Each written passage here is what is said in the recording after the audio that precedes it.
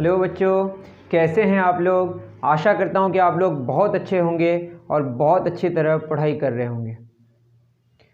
हमने बहुत सारी चीज़ें रिकॉर्ड करा है वीडियो के फॉर्म में, जिसमें आप यूट्यूब में देख रहे हैं। यूट्यूब में ऑब्वियसली आप देख रहे हैं, जिसमें हमने NTSC 2021 जो बिहार का पेपर है स्टेज 1 का, उस पर डिस्कशन करा था। फिज़िक्स, मैथ्स, मैथ और बायो पे। केमिस्ट्री पे डिस्कशन नहीं कर पाया, कुछ कारण है। लेकिन अब मैं ये सोच रहा हूँ कि बिहार का जो पेपर है NTSC का, क्यों ना और भी इस पे रिकॉर्ड करा जाए। जैसे 2020 का पेपर है, 2019 का पेपर है, तो आज हम फिज़िक्स का 2020 का पेपर को सॉल्व करने की कोशिश करेंगे। तो चलिए शुरू करते हैं। ये है 2020 का पेपर, फिज़िक्स का क्वेश्चन। आप देख सकते हैं ये पेपर है,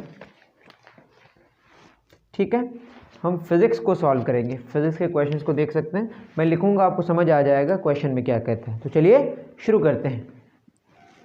तो पहला क्वेश्चन क्या कहता है? पहला क्वेश्चन फिज़िक्स का कह रहा है the circuit shown has 5 resistors. वैसे यहाँ पे शो किया हुआ है, तो ये तो लिखने की ज़रूरत नहीं है। एटलीस्ट ये है आपका रेसिस्टर, उसके बाद ये A पॉइंट है और दूसरा पॉइंट B है, इस तरह से कनेक्टेड है, ठीक है। इसमें और भी कुछ घोटाले किए हुए हैं, इस तरह से कनेक्टेड है, इस तरह से कनेक्टेड है, इस तरह से कनेक्टेड है। बहुत ही आसान क्वेश्चन है, चिंता करने की ज़रूरत नहीं है। वैसे 2021 का पेपर से इसको कंपेयर किया जाए तो थोड़ा टफ है, वरना 2021 का क्वेश्चन तो देखा जाए तो बहुत इजी, मतलब इतना आसान फिज़िक्स के क्वेश्चन को नहीं पूछना चाहिए। केमिस्ट्री बहुत ज़्यादा टफ कर दिया था। तो मैं 2020 के पेपर की बात अगर करूं, मुझे पहले करना चाहिए था रिकॉर्ड, मैंने नहीं कर पाया था, लेकिन ऐसा लग रहा है कि करना चाहिए। इसमें A और B के बीच का इक्विवेलेंट रेजिस्टेंस मांगा है। हर एक रेजिस्टर का रेजिस्टेंस का जो वैल्यू है वो कैपिटल R आपको निकालना है। और इसमें ऑप्शंस हैं A और B के बीच का जो इक्विवेलेंट रेजिस्टेंस निकालना है। 11R/12, option 2 13R/12, option 3R/5। गलती हमसे भी हो सकती है, आप कमेंट सेक्शन में लिख सकते हैं। इससे पहले मैंने फिज़िक्स का जो रिकॉर्ड करा था, मेरे से गलती हो गई थी, तो आप कमेंट सेक्शन में लिखें। मैं भी एक इंसान हूँ, गलती हो सकती है। तो ये ऑप्शंस गिवन है, इन ऑप्शंस को चूज़ करेंगे कौन सा सही होगा। तो पहले ये देखेंगे कि ये कैसे बनेगा। तो इसको बनाने के लिए आपको सीरीज़ और पैरेलल का कनेक्शन तो समझना पड़ेगा। सीरीज़ में जो कनेक्शन होता है, सीरीज़ में जो रेसिस्टर्स कनेक्टेड होते हैं उसमें करंट सेम होता है, और पैरेलल में जो होता है उसमें पोटेंशियल डिफरेंस सेम होता है। क्या सेम होता है? पोटेंशियल डिफरेंस सेम होता है।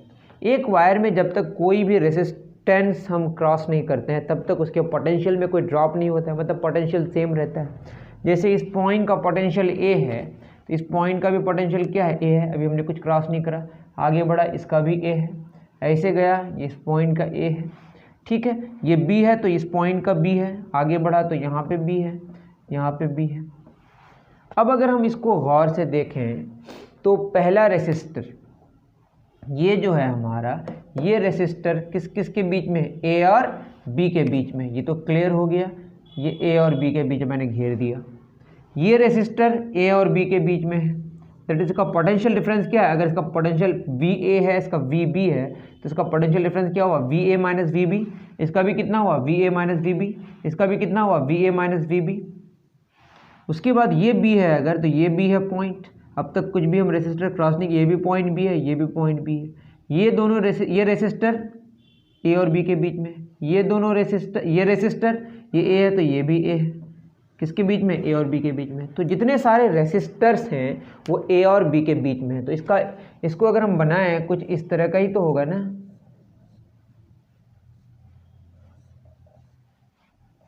पांच रेसिस्टर है, सब A और B के बीच में। यहाँ पॉइंट A है और यहाँ पॉइंट B, और सब पैरेलल, मतलब पोटेंशियल डिफरेंसेस अगर सेम हो जाए तो वो पैरेलल कनेक्शन है। कौन सा कनेक्शन है? R R R। वैसे जानते हो तो R/5 आंसर होगा, तब भी मैंने 1/R इक्वल निकालने की बात करा, तो 1/R plus 1/R plus 1/R plus 1/R plus 1/R, तो क्या हो जाएगा? 1/R इक्विवेलेंट, ये हो जाएगा 5/R तो आर इक्विवेलेंट हमारा निकल के आया R/5। तो ए और बी के बीच का जो इक्विवेलेंट रेसिस्टेंस है वो क्या है, R/5। तो ठीक है, आपको बात समझ आई होगी। बहुत आसान क्वेश्चन है, मुझे लगता है कि समझ आना चाहिए। वैसे बात बहुत इजी है, उतार लें।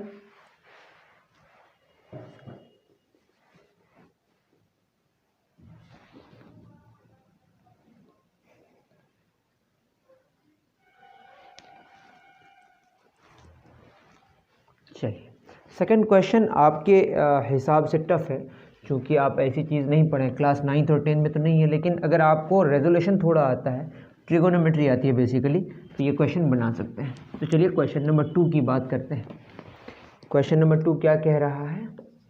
क्वेश्चन नंबर 2 कह रहा है for an object thrown at 45 degree, for an object thrown at 45 degree to horizontal,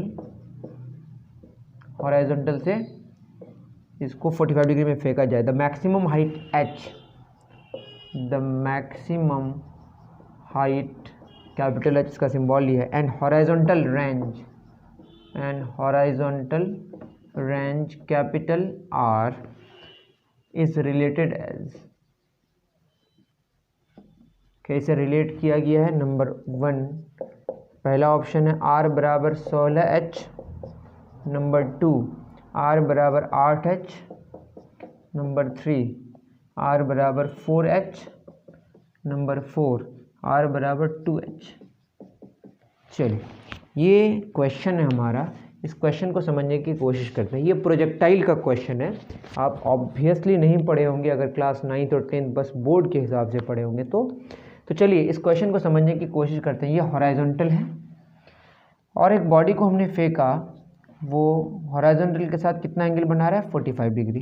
तो ये आप अगर अच्छे तरीके से पढ़ें तो बहुत अच्छी बात है, नहीं पढ़ें तो बस ये जान लें कि ये जो रास्ता होगा इसको बोलते हैं ये जो फेंका जाएगा इसको बोलते हैं हम लोग प्रोजेक्टाइल। इस बॉडी का नाम क्या है? प्रोजेक्टाइल। अब क्या होगा, ये हमारा ट्रैजेक्टरी, इसका जो रास्ता होगा ये होगा पैराबोलिक। कैसा होगा? पैराबोलिक। तो जो भी हो उस पर डिस्कशन नहीं करना। मान लेते हैं कि इसको u स्पीड से फेंका गया तो 45 डिग्री एंगल बनाया, तो इसका जो रेजोल्यूशन किया जाए तो ये होगा u cos 45 डिग्री और ये होगा u sin 45 डिग्री। आप यूँ समझ जाएं कि इसके दो कंपोनेंट्स होंगे, एक होगा हॉरिजॉन्टल कंपोनेंट और एक होगा vertical component. Vertical component u sin 45 degree कैसे होगा, तो आप मेरा वेक्टर देख सकते हैं तो वहाँ से आपको क्लियर हो जाएगा। तो u cos 45 डिग्री का वैल्यू कितना आएगा बोलिए? u/√2, 1/√2। इसका भी कितना आएगा? u/√2। अब यहाँ पे दो कंपोनेंट्स हैं, जो वर्टिकल कंपोनेंट है, या हवा को इग्नोर करते हैं हम लोग। वर्टिकल कंपोनेंट की वेलोसिटी जो होगी वो चेंज होगी, क्योंकि वर्टिकली क्या है? एक्सेलरेशन है, वर्टिकली फोर्स लग रहा है, बट हॉरिजॉन्टली कोई चेंज नहीं होगी, u/√2 में कोई बदलाव नहीं आएगा। ये बात आप समझ पा रहे होंगे। अब क्या होगा, हमें निकालना है मैक्सिमम हाइट। मैक्सिमम हाइट की जब बात करेंगे, ये हमारा कैपिटल H होगा और ये जो होगा ये होगा हॉरिजॉन्टल रेंज। इन दोनों में रिलेशन मांगा है, वैसे फार्मूला बेस्ड करेंगे तो आपको समझ नहीं आएगा, यहाँ पे कुछ समझ आ सकता है, फार्मूला से भी कर सकते हैं। अब क्या हो जाएगा, मैक्सिमम हाइट मतलब नीचे से ऊपर जा रहा है, तो अगर हम बात करें v² बराबर u² प्लस 2as, तो मैं अगर वर्टिकल वाला लूँ, कौन सा वाला लूँ? वर्टिकल वाला लूँ, तो वर्टिकल अगर फार्मूला इस्तेमाल करूँ तो वर्टिकली हमको ए का वैल्यू कितना पुट करना पड़ेगा? -g। अर्थ नीचे की तरफ क्या करती है? अट्रैक्ट करती है, तो उसमें एक्सेलरेशन जो क्रिएट होगा वो कितना होगा बताइए? जो भी होगा वो मैं बताऊंगा आपको। ये देखिए, मैक्सिमम हाइट में जाके वर्टिकली उसकी स्पीड क्या हो जाएगी? 0। तो वर्टिकल स्पीड कितनी होगी? 0। u कितनी है बताइए? u/√2, मतलब u यहाँ पे इनिशियल वेलोसिटी वो कितना? u/√2 वर्टिकल वाला, प्लस 2 वर्टिकल वाला एक्सेलरेशन कितना? -g, और कितना डिस्प्लेसमेंट होगा? Capital H। तो कितना हो जाएगा? u²/2, इस पार आ जाएगा तो -u²/2 बराबर क्या होगा? -2gh। तो ये हो जाएगा आपका h अगर निकालें तो u²/4g, ये कैपिटल H आया। इसको नोट डाउन करें, कैपिटल H हमारा निकल गया। उसके बाद हम निकालेंगे कैपिटल R, फिर उसके बाद रिलेशन निकाल लेंगे। ठीक है,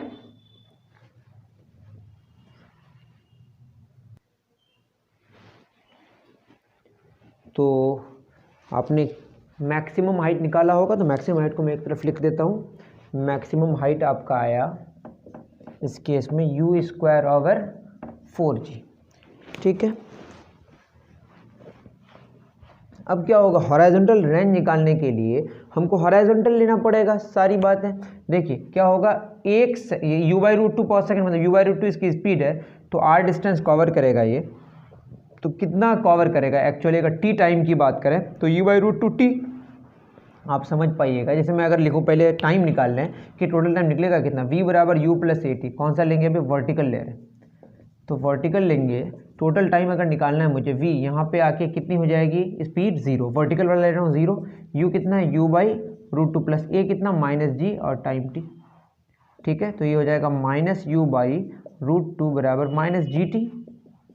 एक्चुअली टाइम कितना लगेगा, टोटल टाइम कैपिटल T हमने माना है, टोटल टाइम कैपिटल T माना है, कैपिटल T मतलब टाइम पीरियड, जो पूरा उड़ने में टाइम लगेगा। तो ये क्या हो जाएगा बताइए, t/2, तो ये होगा t/2, तो ये हो जाएगा हमारा माइनस कैंसिल हो जाएगा, 2u/√2g, ये t आ गया, तो ये हो जाएगा हमारा t = u/√2g। ये कैपिटल T आ गया, तो ये भी यहाँ पे लिख लेता हूँ, कैपिटल T कितना हो गया हमारा, u/√2g। उतार लें इसको, फिर एक बार देख लो, v0 वर्टिकल वाला यहाँ पे आके 0 हो गया, u/√2 इनिशियल है, प्लस -g, t/2 मैंने यहाँ पे रखा, gt/2 = u/√2, 2u/√2g, u/√2g। सही है, सॉरी, ये हो जाएगा √2 यहाँ पे √2u/g आएगा, √2u/g, तो ये हो जाएगा √2u/g। ये टाइम पीरियड आ गया। ठीक है, अब यहाँ पे वर्टिकल की बात हो गई, हम निकालेंगे अब क्या, horizontal range, s = ut + ½ at²। कौन सा लेंगे, हॉराइजॉन्टल वाला। वैसे भी समझ आ रहा है, एक्सेलरेशन 0 होगा, हॉराइजॉन्टली एक्सेलरेशन क्या है, 0 है। s कितना है बताइए, कैपिटल R, u कितना है, u/√2, टाइम कितना लग रहा है, टाइम लग रहा है टोटल √2u/g + ½ एक्सेलरेशन तो 0 है, वैसे भी इसको लिखने की कोई ज़रूरत नहीं है, 0 हो जाएगा, तो क्या हो जाएगा, √2 कैंसिल, r होगा u²/g। तो आपका जो r आया, हॉराइजॉन्टल रेंज आया, वो आया u²/g, और कैपिटल H कितना आया बताइए, u²/4g। तो r और किस में निकालना है, h में, तो r और h का रेशियो निकाल लेते हैं। ये u²/g है, बटे क्या होगा, u²/4g, g cancel, u² cancel, 4 कहाँ जाएगा, 1/1, 4 ऊपर चला जाएगा, 1 नीचे आ जाएगा। तो r बटे h बराबर कितना आया, 4, दैट इज r और h का रेशियो 4:1 आया, r बराबर क्या आया, 4h। ऑप्शन के हिसाब से कौन सा सही है, थर्ड सही है। आप चाहें तो फार्मूला बेस्ड भी कर सकते हैं, मैं फार्मूला बेस्ड नहीं कराया, मैं पूरा सॉल्व कर दिया। उतार लें,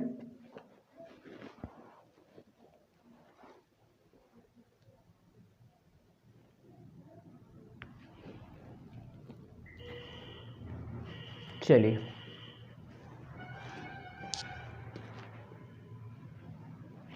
क्वेश्चन नंबर 3 करते हैं।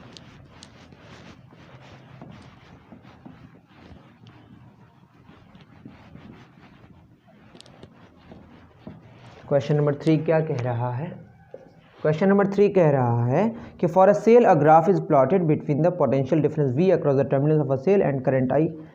ठीक है, अब इसमें भी पूरा का पूरा लिखने की ज़रूरत इसलिए नहीं क्योंकि ग्राफ गिवन है, और ये एकदम कैसा ग्राफ है, v है, वोल्ट में गिवन है वोल्टेज, और करंट किस में, एम्पियर में। ठीक है, और ये है हमारा 0 1 2 3 4, बहुत ही रफ बना रहा हूँ, आप देख लीजिएगा, 1 2 3 से ज़्यादा लंबा चौड़ा होगी, 0.5 1 1.5 और ये 2, तो ख़राब फिगर है, आप देख लीजिएगा, ये फिगर है। और ऑप्शन में बोला है E और R निकालना है, E और R क्या होगा, ऑप्शन 1 E बराबर 2 वोल्ट और R बराबर 0.5 ओम, आपके पास बुक होगा तो समझ आएगा। दूसरा में 2 वोल्ट 0.4 ओम, तीसरा में बोला है ग्रेटर देन 2 वोल्ट और 0.5 ओम, चौथा में बोला है ग्रेटर देन 2 वोल्ट और 0.4 ओम। ठीक है, इस क्वेश्चन में अगर समझने की कोशिश करें तो आप ये जानते हैं y बराबर mx प्लस सी। आप अगर इसका ग्राफ बनाएं तो ये ग्राफ कैसा होगा आप जानते हैं। m स्लोप है, m क्या है बताइए, स्लोप है। स्लोप क्या होता है, वर्टिकल चेंज बटे हॉरिजॉन्टल चेंज, और c क्या है, y इंटरसेप्ट। आप अगर जानते होंगे v और e यहाँ पे क्या है बताइए, इलेक्ट्रोमोटिव फोर्स, v क्या है, पोटेंशियल डिफरेंस। ये दोनों बराबर नहीं होता है। आप अगर बाद में समझेंगे, जो बैटरी होती है, बैटरी के अंदर भी कुछ रेसिस्टेंस होती है जिसको इंटरनल रेसिस्टेंस कहते हैं, उसमें भी कुछ ड्रॉप होगा, और v बराबर आई आर, वो कितना होगा, उससे थोड़ा पोटेंशियल डिफरेंस इलेक्ट्रोमोटिव फोर्स से थोड़ा कम हो जाएगा। Electromotive force total potential difference होता है जब ओपन सर्किट होता है बैटरी का, ठीक है। तो उसमें जो ड्रॉप होगा किसकी वजह से, बैटरी के अंदर के रेसिस्टेंस की वजह से, वो कितना होगा, आई आर। आर क्या है हमारा, इंटरनल रेसिस्टेंस, जो कि आपके क्वेश्चन में लिखा हुआ भी। इसको अगर हम लोग ध्यान से देखें, यहाँ पे स्लोप कैसा होगा, नेगेटिव होगा। v is equal to minus I R plus E, that is यहाँ पे हमारा v और i के बीच का रिलेशन है, यहाँ y और x के बीच का रिलेशन है, तो यहाँ v और r के बीच का रिलेशन है, सॉरी v और i के बीच का, यहाँ पे ri कर देते हैं, माइनस ri। तो यहाँ v और किसके बीच का रिलेशन है, i के बीच का। तो ये स्लोप हो गया हमारा, और e का वैल्यू तो आपको समझ आ रहा है, e का वैल्यू कितना हो जाएगा। इसको अगर हम देखें तो इसका y इंटरसेप्ट कितना है बताइए, 2 वोल्ट। कितना है, e दिख रहा है यहाँ पे कितना वोल्ट, 2 वोल्ट। तो e 2 वोल्ट 1 नंबर में भी है और 2 नंबर में भी है। और r का वैल्यू कैसे निकलेगा, स्लोप से निकलेगा। तो r का वैल्यू निकल जाएगा आपका, देखिए स्लोप कैसे निकलेगा, वर्टिकल चेंज कितना हो रहा है 2, और हॉरिजॉन्टल चेंज कितना हो रहा है 5, 2/5, तो होगा 0.4 ओम। आई थिंक आपको बात समझ आई होगी। तो ये हो गया 0.4 ओम। तो 0.4 ओम आपका कौन सा वाला है, ऑप्शन नंबर 2। तो आई थिंक कि ऑप्शन 2 सही है। तो उतार लें इसको, फिर आगे बढ़ेंगे।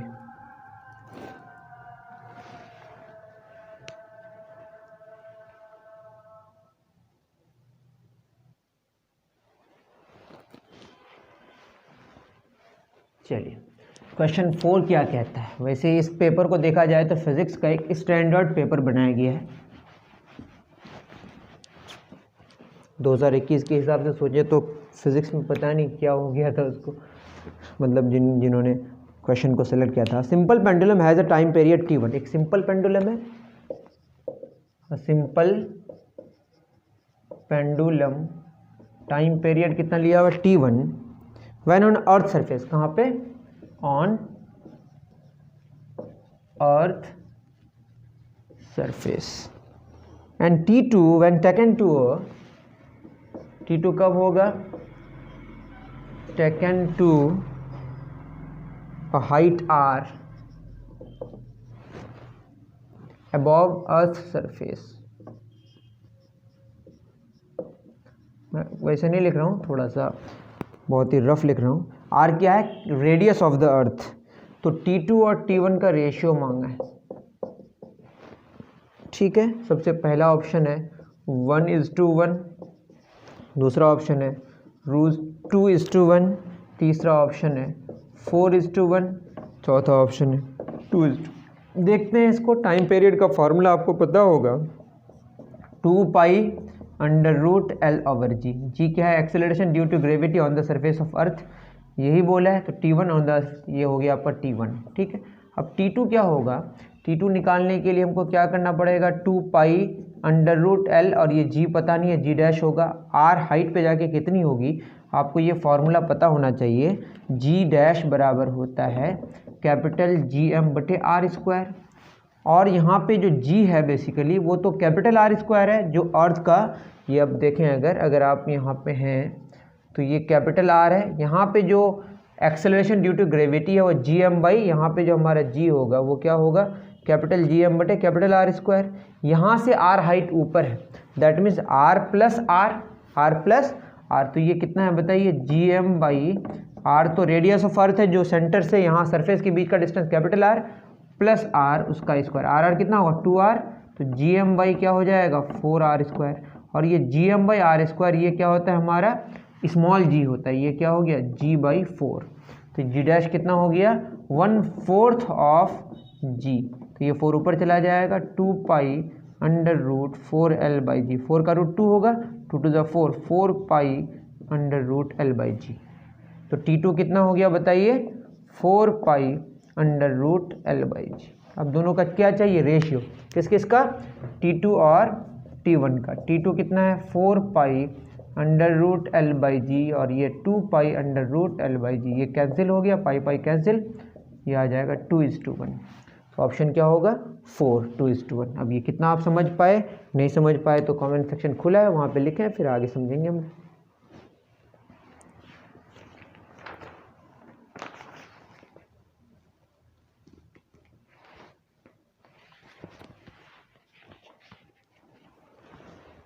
चलिए क्वेश्चन 4 हो गया, अब 5 पे डिस्कशन करते हैं।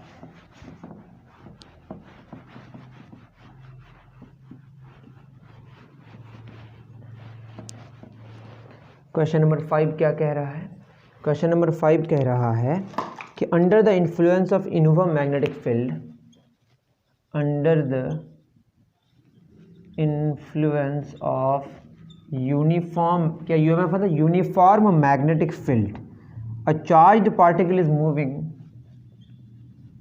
a charged particle is moving in a circle of radius r, in a circle of radius r with constant speed v, किसमें चल रहा है, with constant speed v, the time period of motion, the time period of motion क्या होगा, number 1, under the influence of uniform magnetic field a charged particle is moving in a circle of radius r with speed v, time t क्या होगा, depends on both r and v, independent लिखा हुआ है, of both r and v, depends on r but not on v, depends on v but not on r। अब इसको समझने के लिए आप यूँ समझें, जब भी यूनिफॉर्म मैग्नेटिक फील्ड के अंदर कौन आएगा, चार्ज आएगा, तो वो सर्कल में घूमेगा, उसको बेंडिंग इफेक्ट डालेगा। अब बस इतना आप जान लें। अब सब सर्कल में घूमने के लिए हमें क्या चाहिए होगा, सर्कल में हमें घूमने के लिए सेंट्रीपिटल फोर्स चाहिए, और सेंट्रीपिटल फोर्स यहाँ कौन प्रोवाइड कर रहा है, मैग्नेटिक फोर्स, और ये आता है QVB, इसका फॉर्मूला है, Q चार्ज है, V स्पीड है, किसका, जिस स्पीड से कौन आया, चार्ज्ड पार्टिकल आया, B है मैग्नेटिक फील्ड, ये किसके बराबर हो जाएगा, mv²/r, ठीक है। r रेडियस ऑफ सर्कल हो जाएगा, v हमारी स्पीड है, ये स्पीड कैंसिल हो गया, तो क्या हो जाएगा बताइए, QB बराबर m, और v क्या होगा, एक चक्कर कंप्लीट करेगा तो 2πr, और टाइम कितना लगेगा, कैपिटल टी जिसको हम टाइम पीरियड कहते हैं, ये हमारा r है, ये r क्या हो जाएगा, कैंसिल, t इसको इधर लेके आ जाते हैं, ये बचेगा 2πm/QB, ये फार्मूला है आपका टाइम पीरियड का। टाइम पीरियड किस पे डिपेंड किया, 2 पे 2 कांस्टेंट है, पाई कांस्टेंट है, मास ऑफ द पार्टिकल वो कांस्टेंट है, Q charge of the particle वो कांस्टेंट है, B मैग्नेटिक फील्ड यूनिफॉर्म है, R और V पे डिपेंड ही नहीं कर रहा है, दैट इज टाइम पीरियड जो होगा वो इंडिपेंडेंट होगा दोनों का, किस किस का, R और V का। आई थिंक ये बात समझ आई होगी, नोट डाउन करें।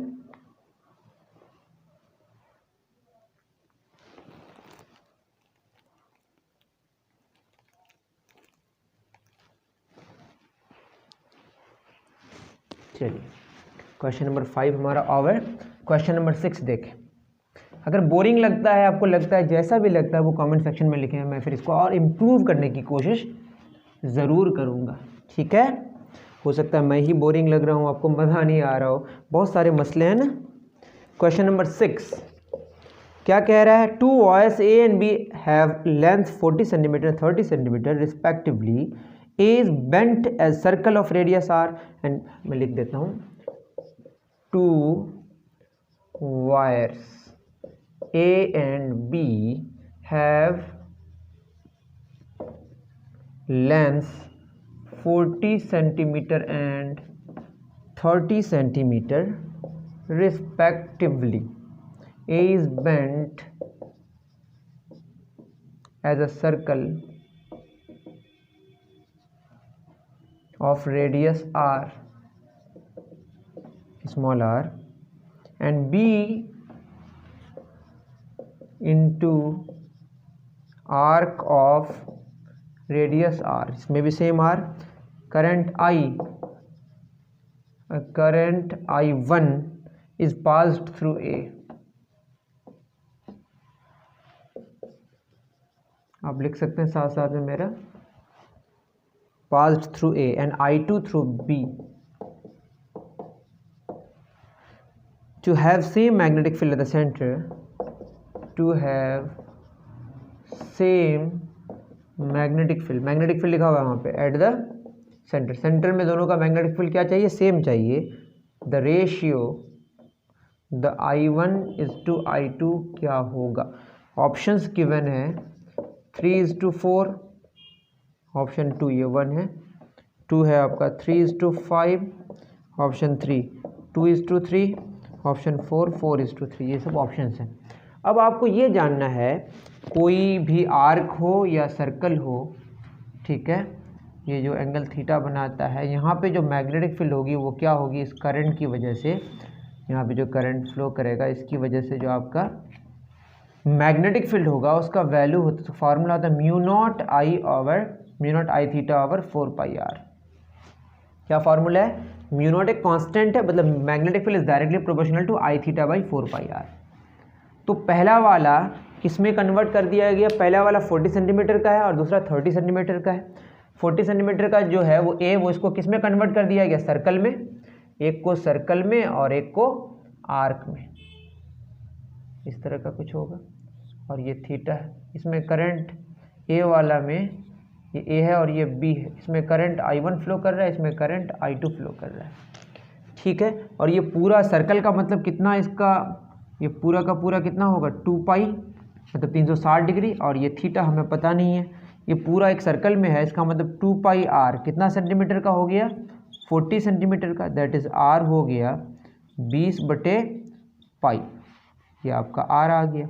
और दूसरा ये कितना है थीटा, ये मान लेते हैं इसका भी रेडियस r है, तो ये कितना होगा, थीटा बराबर l/r होता है, थीटा बराबर l/r, तो इसका लेंथ मान लेते हैं l है, तो ये कितना हो जाएगा, l बराबर r थीटा, और r है कितना 20/π, और l तो आपका पता है l कितना सेंटीमीटर का लिया गया है, 30 सेंटीमीटर, 30 बराबर 20/π इंटू थीटा, ये 0 0 कैंसिल, तो यहाँ से थीटा निकल के आया 3π/2, और π/2 कितना होता है 90 थी 270 डिग्री, वैसे थीटा इसी में रहना चाहिए रेडियन में, थीटा कितना आ गया 3π/2.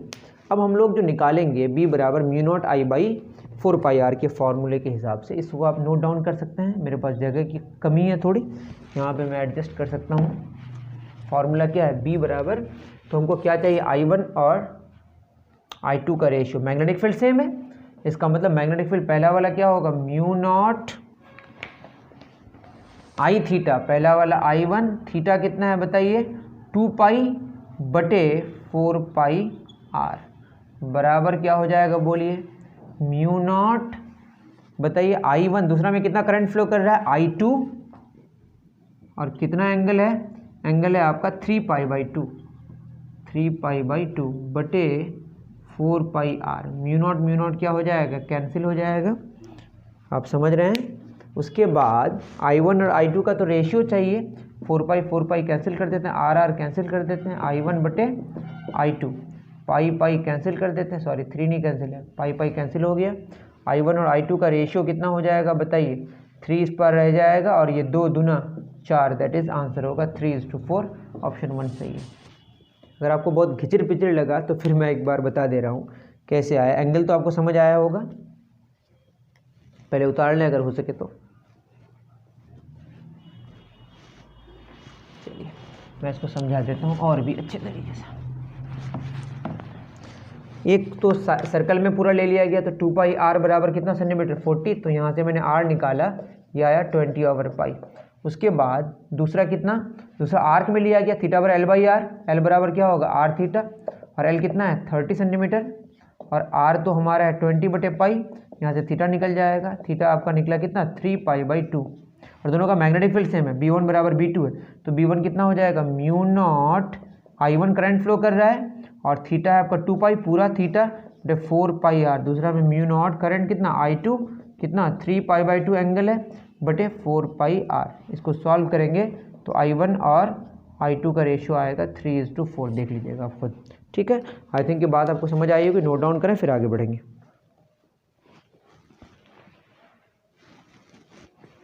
चलिए डन, 6 हो गया।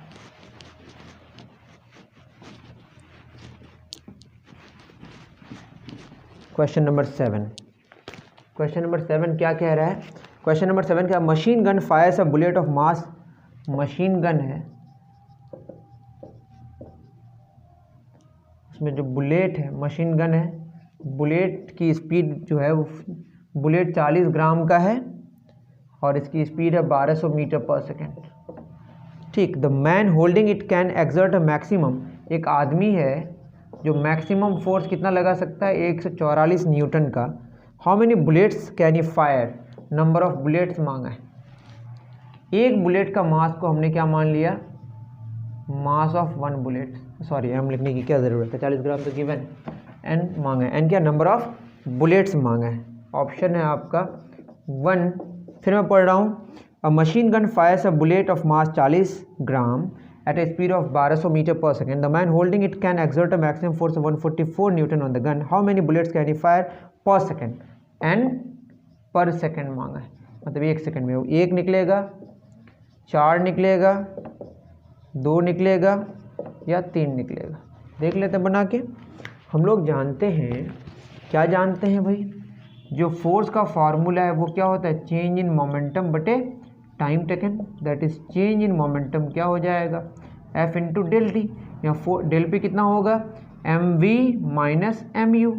फोर्स हमारा कितना 144 न्यूटन, टाइम कितना लग रहा है 1 सेकेंड, मास कितना 40 ग्राम, तो 40 बटे 1000 किलोग्राम, एक का तो कितने का निकालना है n का, तो n से मल्टीप्लाई कर दिए, इंटू क्या हो जाएगा v। फाइनली हमारी स्पीड कितनी है 1200, और इनिशियली तो रुकी हुई चीज़ है, मास जो भी है तो 0 हो जाएगा बराबर 144।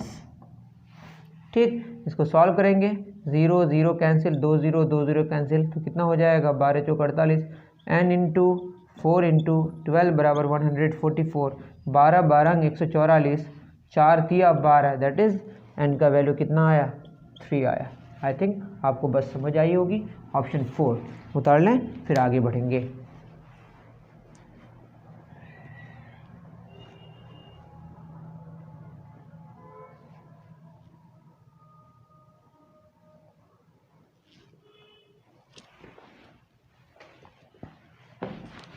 चलिए क्वेश्चन नंबर 7 हो गया।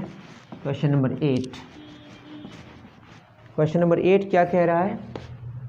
क्वेश्चन नंबर 8 कह रहा है concave lens of focal length 30 centimetre placed in contact with a plane mirror acts as a concave lens, focal length कितना है 30 centimetre, placed in contact, placed in contact with plane mirror acts as a number 1 convex mirror of focal length 60 centimeter, concave mirror of focal length 15 centimeter, convex mirror of focal length 15 centimetre, concave mirror of focal length. ये किसके जैसा behave करेगा? Exactly तो नहीं होगा, मतलब उसका equivalent देखना पड़ेगा कि किसके जैसा बिहेव करेगा। ये आपका कॉन्वेक्स लेंस, इसके साथ हमारा एक मिरर लगा दिया गया। यहाँ से जो जाएगी तो ये क्या होगा, इधर से डाइवर्ज होगा, फिर यहाँ पे चूँकि मिरर है तो वो इधर जाएगा, फिर ऐसे होगा। तो आप इसको अगर समझने की कोशिश करें तो एक बार कहाँ से कहाँ गया, हवा से लेंस में, लेंस से फिर मिरर में टकरा के, मिरर से फिर लेंस से आके फिर इधर से गया, तो ये 3 बार ऐसी बात हुई। तो इसमें जो हमारा नेट फोकल लेंथ निकलेगा 1/f अगर निकालेंगे तो सबसे पहले क्या लेंस की बात आई, कौन सा लेंस, कॉनकेव लेंस, और कॉनकेव लेंस का फोकल लेंथ क्या लेते हैं नेगेटिव, तो 1/f किसका, लेंस का, फिर 1/f किसका, मिरर का, फिर 1/f किसका, फिर लेंस का।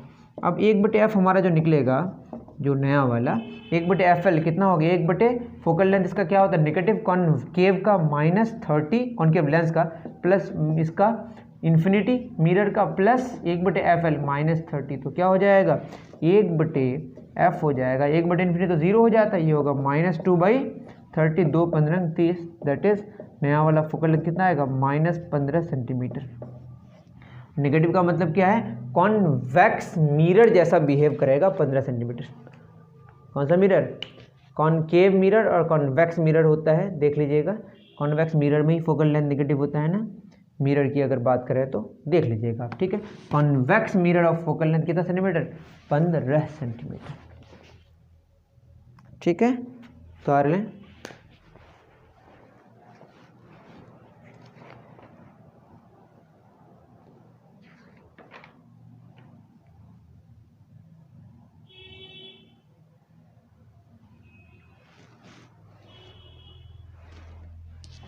चलिए, क्वेश्चन नंबर 8 हो गया। Question number 9, question number 9 direct question है, तब भी मैं लिखता हूँ, आपको समझ आना चाहिए। अ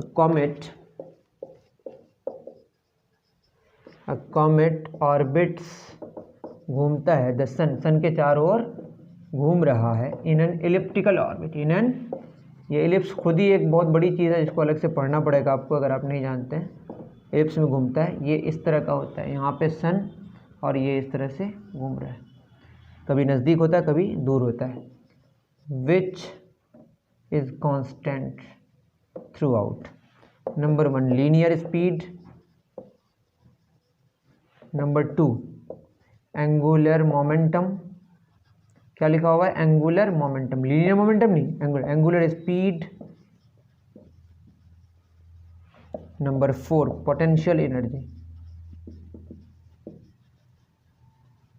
एंगुलर मोमेंटम क्या होता है, मोमेंटम का फॉर्मूला था मास इनटू वेलोसिटी। पहली बात ये जान लें, नज़दीक में स्पीड ज़्यादा होती है, दूर में स्पीड कम होती है, लीनियर स्पीड में तो कोई बात ही नहीं है। एंगुलर स्पीड भी कांस्टेंट नहीं रहती है, पोटेंशियल एनर्जी भी कांस्टेंट नहीं रहती है, कांस्टेंट एंगुलर मोमेंटम रहती है। मोमेंटम नहीं रहती है, एंगुलर मोमेंटम, मोमेंटम का फॉर्मूला मास इनटू वेलोसिटी और उसके साथ उसका डिस्टेंस मल्टीप्लाई करते हैं तो आता है आपका एंगुलर मोमेंटम। नहीं जानते तो जान लीजिए, इसका यूनिट भी यहाँ से निकाल सकते हैं। तो 9 का आंसर क्या होगा, एंगुलर मोमेंटम। उतार लें डायरेक्ट क्वेश्चन से।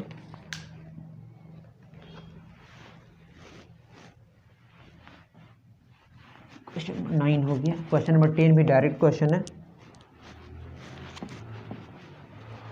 क्वेश्चन नंबर 10 क्या कह रहा है,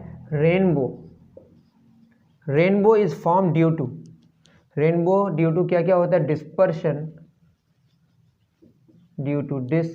डिस्पर्शन किसको बोलते हैं, वो जो 7 कलर्स में बढ़ जाता है वाइट कलर, उसी को बोलते हैं। And total internal reflection, total internal reflection क्या होता है, आप अलग से मेरा देख सकते हैं लेक्चर, ठीक है। रिफ्रैक्शन देखिए, जब डेंसर से रेयर में लाइट जाती है तो रिफ्रैक्शन होते होते एक ऐसा केस आता है जब रिफ्लेक्शन होने लगता है, उसी को बोलते हैं टोटल इंटरनल रिफ्लेक्शन। यहाँ पे टोटल इंटरनल रिफ्लेक्शन होता है, रिफ्रैक्शन नहीं होता है। एंड एब्जॉर्प्शन, इसकी तो बात ही नहीं है, बिल्कुल ये गलत बात है, मैं पहले ही मार दिया इसको। डिस्पर्जन हो सकता है, लेकिन उसके साथ क्या लिखा, इंटरफेरेंस, ये तो वेव ऑप्टिक्स में हम लोग पढ़ते हैं, ऐसी कोई बात यहाँ पे नहीं है, ये भी गलत है। ऑप्शन 4 स्कैटरिंग, ये बिल्कुल अलग बात है, स्कैटरिंग एंड डिस्पर्जन, तो बेसिकली स्कैटरिंग की वजह से गलत है। सही कौन है, dispersion and total internal reflection. बहुत आसान क्वेश्चन है, अगर आप रेनबो के बारे में आप जानते हो तो इसमें प्राइमरी रेनबो सेकेंडरी रेनबो की बात करते हैं। उतार लें।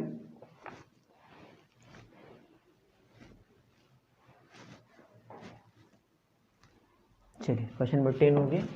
क्वेश्चन नंबर 11, ये एक अच्छा क्वेश्चन है। क्वेश्चन नंबर 11 क्या कह रहा है, क्वेश्चन नंबर 11 कह रहा है a person has D centimetre wide face, चेहरा उसका D सेंटीमीटर का है, and his two eyes are separated by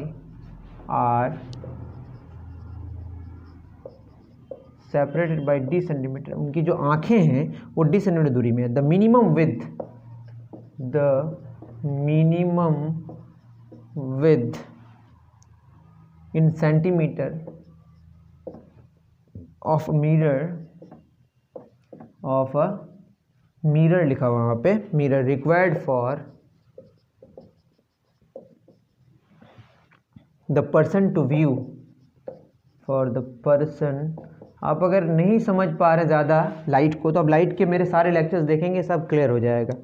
two view his complete face, और ये अच्छा क्वेश्चन है वैसे, his complete face. Number 1 d plus D by 2, number 2 d minus D by 4, number 3 d plus D by 4, number 4 d minus D by 2। ये option है। अब यहाँ पे आप इस क्वेश्चन को देखें, पर्सन है d सेंटीमीटर वाइड फेस। अगर आप इसको थोड़ा सा यहाँ अच्छे से बना दें, ये मिरर है, और यहाँ पे अगर हम इसको थोड़ा सा इंटीजर लाइन जो होता है, लाइन नंबर लाइन के हिसाब से समझने की कोशिश करें, इसको हमने ओरिजिन मान लिया, इसको मान लिया d/2, तो ये d/2 ऊपर है, तो ये d/2 नीचे है, तो ये पूरा चेहरा कितना d/2 d हो गया। ये पूरा जो विद होगा ये क्या होगा d, इस तरह से लिख सकते हैं। उसके बाद जो आँखें हैं, यहाँ पे एक आँख है, वो कितना ऊपर है d/2 ऊपर, और एक आँख ऐसी ना होगा सिमेट्रिक से, माइनस d/2 नीचे हो गया। ठीक है, अच्छे से देखें। अब यहाँ पे अगर देखें तो आँखों से हम देखेंगे, आँखों से हम देखेंगे, इस आँख का इस्तेमाल करेंगे इस फेस का ये वाला एंड देखने के लिए। उसके बाद ये तो सारा दिख ही जाएगा, अगर ये एंड दिख जाए तो ये पूरा दिख ही जाएगा। उसके बाद इस आँख का इस्तेमाल करेंगे ये एंड देखने के लिए, उसके बाद ये सारा दिख जाएगा, पूरा घिर जाएगा। तो अगर हम इस आँख के बारे में सोचें, बस एक इसके बारे में भी सोच रहे हैं, इस आँख से हम क्या देखेंगे, इस आँख से देख लेते हैं, ये हम लेके गए। ठीक है, इस आँख से हम, ये ऐसे लाइट आई और यहाँ पे पड़ी, सॉरी ये लाइट ऐसे गई, ठीक है, और ये लाइट टकरा के ऐसे गई उस आँख में। टकरा के जब जाएगी तो क्या होगी, यहाँ पे एक नॉर्मल हम ड्रॉ करेंगे, ये नॉर्मल होगा, ये नॉर्मल होगा तो ये कितना होगा, थोड़ा ख़राब फिगर बन गया, ये अगर x है तो ये भी क्या होगा, x होगा। इस दोनों को हम कॉन्ग्रुएंट प्रूफ कर सकते हैं। अगर ठीक से ध्यान दें तो O है, इसको हम मान लेते हैं A, इसको क्या मान लेते हैं B, इसको क्या मान लेते हैं C, इसको क्या मान लेते हैं D। ध्यान से देखें अगर तो OA, अगर हमको क्या चाहिए, AC चाहिए, AC तो नहीं, AD चाहिए, और हमको चाहिए क्या बताइए। हाँ, फिर एक बात और कर लें, ये वाली जो आँख है, ये वाली आँख थोड़ा ध्यान से देखना है आपको, ये वाला जो हमारा यहाँ से लाइट निकलेगी, उसके बाद ये पड़ेगी किस पे, इस आँख पे पड़ेगी, तो इससे हमको क्या दिख जाएगा, ये वाला साइड दिख जाएगा। ठीक है, पहले नीचे वाली बात कर लें, हमको क्या चाहिए, ये वाला पोर्शन चाहिए, इसको अगर हम y मान लिए तो ये भी क्या होगा, y होगा। बेसिकली y निकल जाएगा तो 2y निकालना है मुझे, तो उसको निकालने के लिए हमने क्या करा, ये हमने c मान लिया। ठीक है, OC ये वाला है। ठीक है, और यहाँ पे भी तो नॉर्मल ड्रॉ कर सकते हैं ना, वैसे भी हम इसमें ज़्यादा हम डिस्कशन नहीं कर रहे थे, ऊपर नीचे हो गया। तो ये C है हमारा, ये आँख वाला पोर्शन नहीं, ये वाला। हमें क्या चाहिए, यहाँ ऑप्शन आप लिख सकते हैं, ऑप्शन मैं यहाँ लिख दे रहा हूँ। Number 1 option d plus d/2, number 2 d minus d/4, number 3 बहुत गंदा बन रहा है मेरा फिगर, तो आप मुझे माफ़ करें। जैसे आप अगर लाइट ठीक से जानना चाहते हैं तो आप लाइट के मेरे लेक्चर्स देख सकते हैं। अब देखिए, ये जो फिगर बना हमारा, ये दोनों कॉन्ग्रुएंट प्रूफ हो जाएगा, वो हम कर देंगे। ये पॉइंट हमारा कौन सा मान लेते हैं, ये पॉइंट ए है हमारा, ये पॉइंट, तो क्या हो जाएगा बताइए, हमें क्या चाहिए, हमें चाहिए OC, क्या चाहिए OC। OC कैसे निकलेगा भाई, OC निकालने के लिए हम लोग कुछ तो करना पड़ेगा। थोड़ा सा आप देखें, अगर ये वाला A है हमारा, ये कितना है हमारा d/2, और ये माइनस, थोड़ा सा रुक जाएं, चलिए इसको और थोड़ा सा हम लोग अच्छे से बनाते हैं, कॉम्प्लिकेटेड हो गया।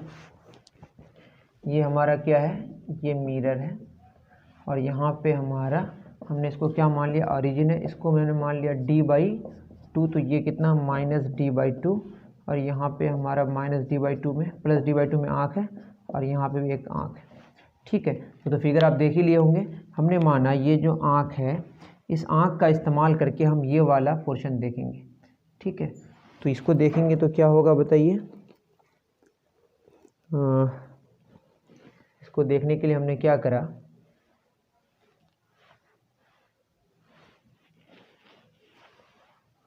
ये वाला पोर्शन की अगर बात करें, ये वाला इस ये यहाँ पे भी आँख है, यहाँ से हम लेके आए। ठीक है ना, फिगर बहुत ख़राब बन रहा है।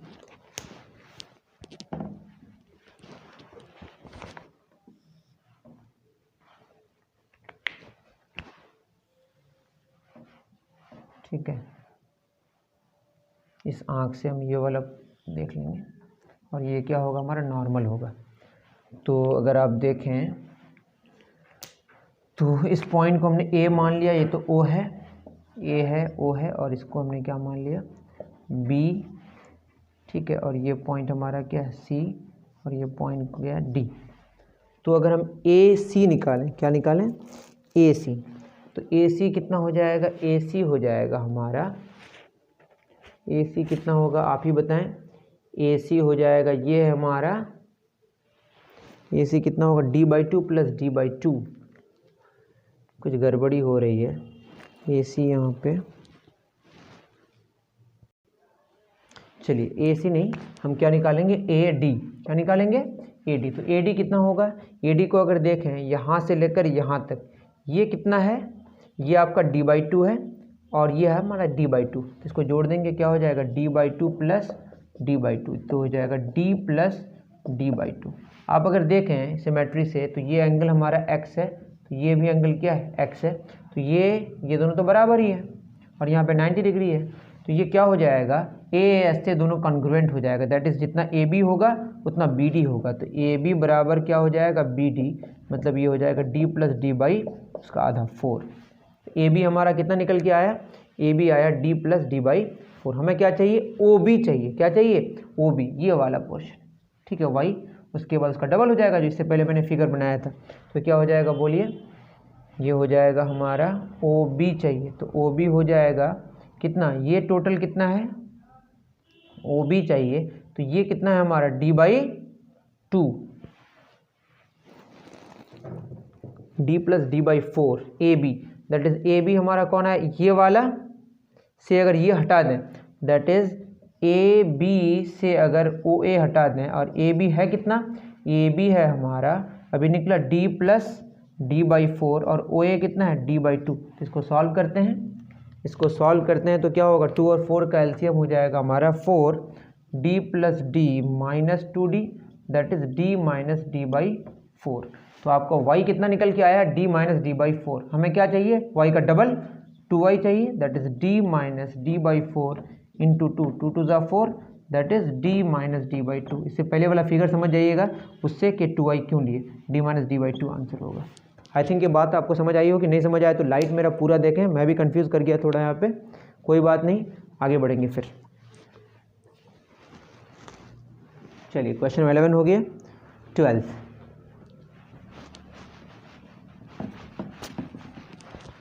क्वेश्चन नंबर 12 देखते हैं। ये भी डायरेक्ट क्वेश्चन है वैसे, लेकिन तब भी इस क्वेश्चन को मैं सॉल्व कर दूंगा। 12 में बोला है, the horizontal range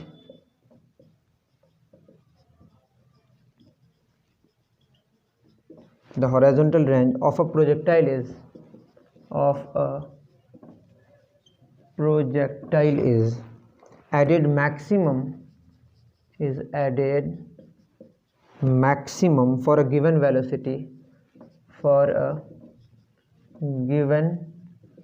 velocity of projection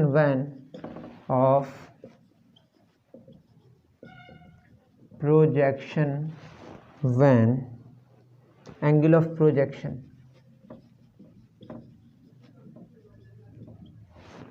number 1 30 degree, number 2 60 degree, number 3 45 degree, number 4 90। वैसे ही भी लॉजिकली 45 डिग्री आंसर होगा, क्योंकि 45 से ज़्यादा होने से भी रेंज कम हो जाता है, 45 से कम होने से भी रेंज कम हो जाता है। तब भी मैं बताने की कोशिश कर रहा हूँ। मानते हैं कि यू स्पीड से फेंका तो इस तरह का भी मैंने बताया। मान लेते हैं एंगल थीटा बन रहा है, आपको क्या चाहिए, हॉरिजॉन्टल रेंज चाहिए।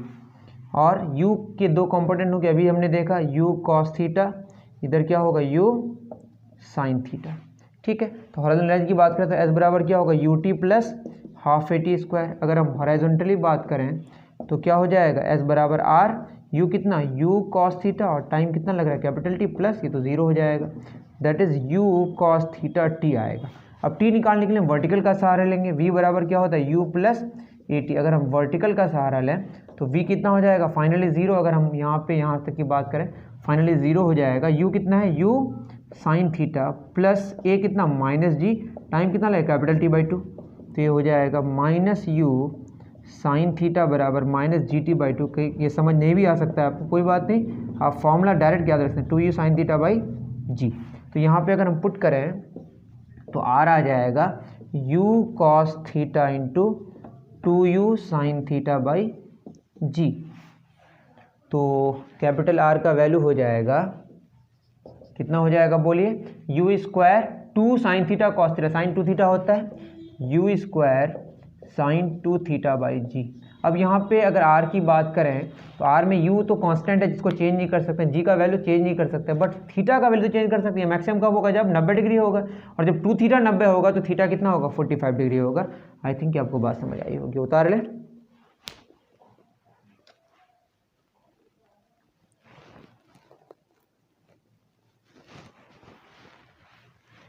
डन। लास्ट क्वेश्चन हमारा, फिर फिजिक्स के क्वेश्चंस 2020 के एनटीएससी बिहार का जो पेपर है वो ख़त्म हो जाएगा, फिर बधाई हो जाएगी आपको।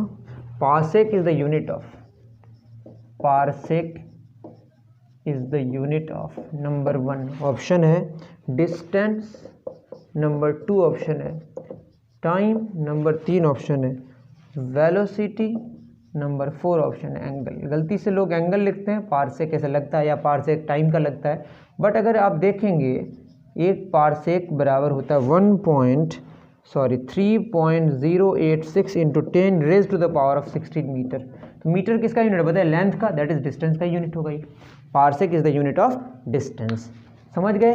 तो हमारे ये थे क्वेश्चंस फिजिक्स के एनटीएससी बिहार 2020 के क्वेश्चंस। आई थिंक आपको समझ आया होगा। समझ आया तो क्या करें, आप लाइक कर सकते हैं, सब्सक्राइब कर सकते हैं, आपकी मर्जी है। वैसे ज़्यादातर बच्चे ऐसे ही होते हैं जो पढ़ते हैं, पढ़ के चले जाते हैं, भूल जाते हैं वैसे वो सब्सक्राइब करना, बट याद रहे तो ज़्यादा बेहतर है, क्योंकि थोड़ा सा अच्छा लगता है, क्योंकि यहाँ पे हमें तो एफर्ट लगता है, हमें बहुत ज़्यादा मेहनत करनी पड़ती है। तो हमने आपसे कुछ नहीं मांगा है, बस आप सब्सक्राइब कर दें, भूलें मत, ये बेटर होगा। वैसे भूल भी जाए तो फ़र्क नहीं पड़ता, फ़र्क इससे पड़ता है कि आप पढ़ाई ना करें। तो पढ़ाई ज़रूर करें, सब्सक्राइब करें या ना करें, बट कर ले तो ज़्यादा बेहतर है। ओके, अभी के लिए इतना ही, दीजिए इजाज़त। Thank you very much.